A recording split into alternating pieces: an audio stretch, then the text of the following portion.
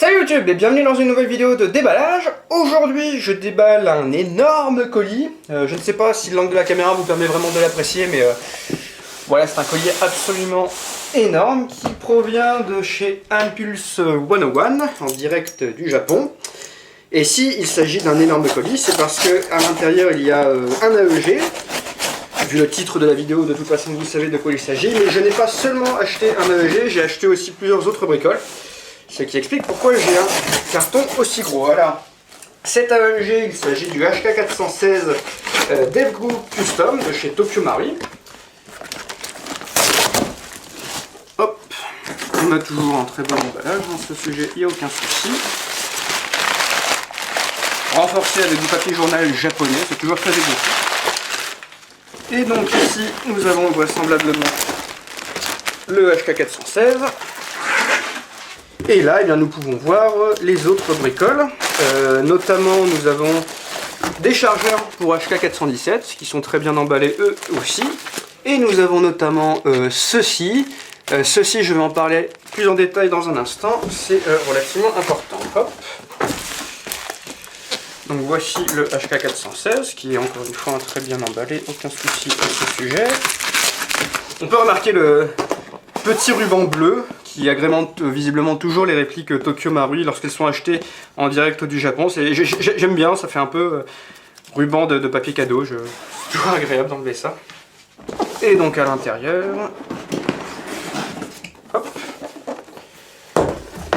ces messieurs de chez Impulse 101 ont rajouté une petite épaisseur de papier bulle, sachant que de base les répliques Tokyo Marui sont quand même bien protégées, notamment grâce à des renforts de polystyrène dans le couvercle et de toute façon des sangles qui maintiennent bien la réplique en place. Donc nous avons la réplique bien sûr, un chargeur de 82 coups, une poignée avant et un silencieux. Donc c'est le packaging spécifique du HK416D Devgroup Custom.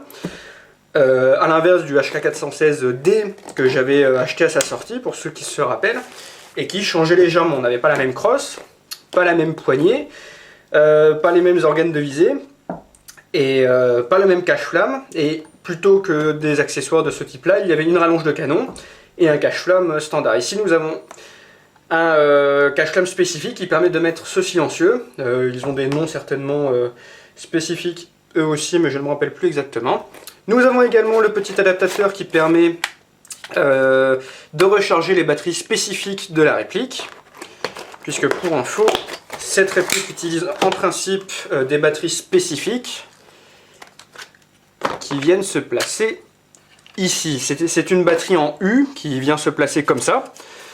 Et c'est la raison pour laquelle j'ai acheté ce truc là, c'est pour justement ne pas avoir besoin d'utiliser ces batteries spécifiques, car en fait je ne les trouve pas exceptionnelles. Je préfère pouvoir utiliser des batteries normales. Hop. On va mettre le silencieux. Check.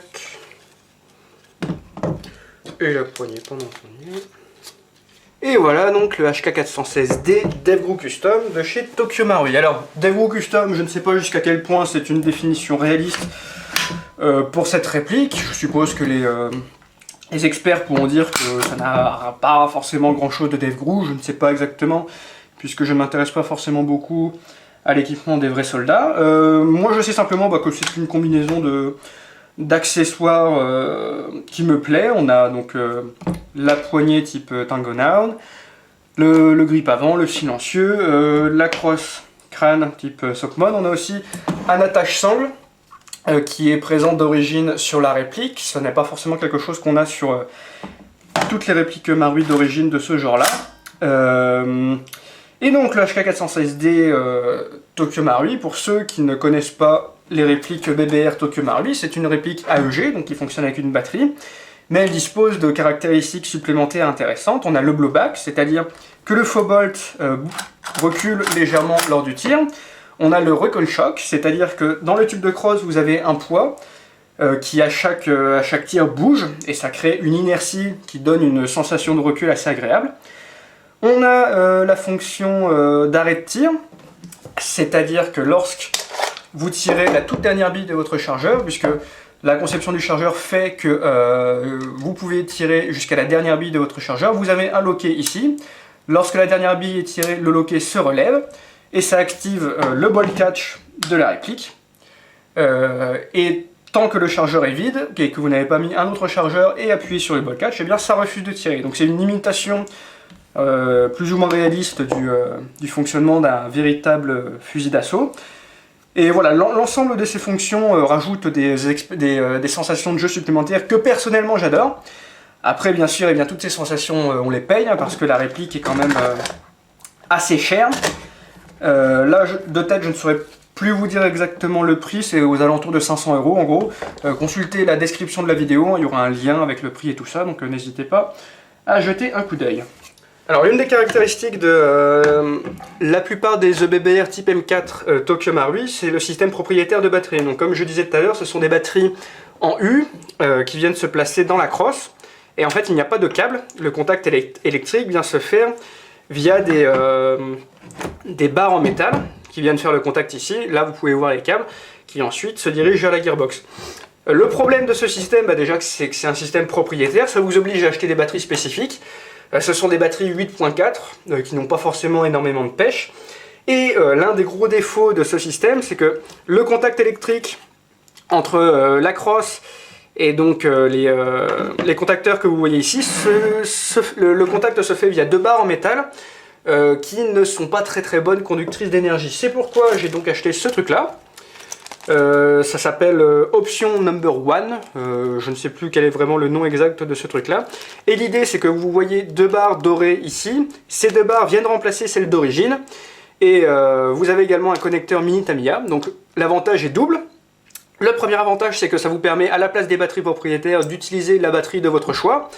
Et ça remplace également les barres d'origine pour un modèle qui dispose d'une bien meilleure conductivité, en espérant que ce soit le bon terme. Voilà, si vous avez l'intention d'acheter un M4, entre guillemets, EBBR Marui, donc ça vaut pour le M4 Softmod, ça vaut pour le HK416 DevGru ou même le modèle de base, je vous recommande fortement également l'achat de ce truc-là. Ça va considérablement améliorer les performances de votre réplique. L'ami Ding Chavez, en l'occurrence, a fait une excellente vidéo de ce truc-là, donc je vous invite à aller la consulter si vous vous demandez comment on l'installe. C'est pas très compliqué, c'est aussi une des raisons qui explique que j'ai acheté ce modèle-là en particulier. C'est parce que, n'étant pas un très grand bricoleur moi-même, je voulais quelque chose de simple. Alors pourquoi j'ai acheté cette réplique alors que j'avais déjà acheté le HK416D? La raison est toute simple, c'est que j'avais acheté le HK416D et je l'avais revendu quelques temps après. Et c'est une décision que j'ai plus ou moins regrettée, hein, pour être tout à fait honnête. C'est une réplique que j'aimais beaucoup, mais je possédais déjà notamment le Scar Light, le Scar Heavy, qui sont des répliques que j'apprécie également beaucoup. Je me disais que ça faisait un peu double emploi, pour ne pas dire triple emploi, et voilà, le HK416D, j'ai pu le vendre facilement, donc je me suis dit que bon bah, quitte à en vendre un, j'allais vendre celui-ci, mais voilà, c'est une décision que j'ai regrettée, c'est pour ça qu'aujourd'hui, j'ai racheté un autre modèle de HK416. En somme, voilà, je crois que je n'ai pas forcément énormément de choses à dire en plus. Soyez conscient, voilà, que la réplique a des caractéristiques très intéressantes, mais il faut les payer, ces caractéristiques. Donc posez-vous la question de savoir, est-ce que vous êtes prêt à mettre un montant pareil, juste, entre guillemets, pour avoir un peu de recul, le fait que la réplique s'arrête en fin de chargeur, ce genre de choses. Et posez-vous la question également de savoir, allez-vous vouloir upgrader la réplique ou non? Car c'est une mécanique relativement spécifique qui nécessite des pièces spécifiques également. Voilà, si vous décidez d'upgrader la réplique, ça peut être compliqué, tant au niveau de l'achat des pièces, puisqu'il vous faut des pièces spécifiques, tant au niveau du démontage, car c'est plus compliqué qu'un AEG traditionnel. En ce qui me concerne, j'ai pas spécialement l'intention de changer des choses à l'intérieur, à part bien sûr donc le système de batterie. Je changerai peut-être le canon, peut-être le moteur, et basta quoi. D'origine, la réplique est à peu près à 300 fps, donc pour le CQB c'est parfait. Et comme de base il y a déjà un très bon hop-up et un bon canon, on a déjà des performances qui sont extrêmement raisonnables. Je ne suis pas quelqu'un qui court après les upgrades, moi ça me suffit amplement. En somme voilà, eh bien, je vous remercie d'avoir regardé la vidéo. Je vais bien sûr faire une vidéo de tir, vous pourrez voir un peu à quoi ressemblent les performances, le kick, ce genre de choses. Je préfère préciser tout de suite que je vais faire cette vidéo donc avec cet accessoire installé. Je le repréciserai dans la vidéo, mais voilà, n'hésitez pas quand même à intégrer ça tout de suite. Et puis voilà. À la prochaine fois pour la vidéo de tir, et d'ici là, portez-vous bien. Salut!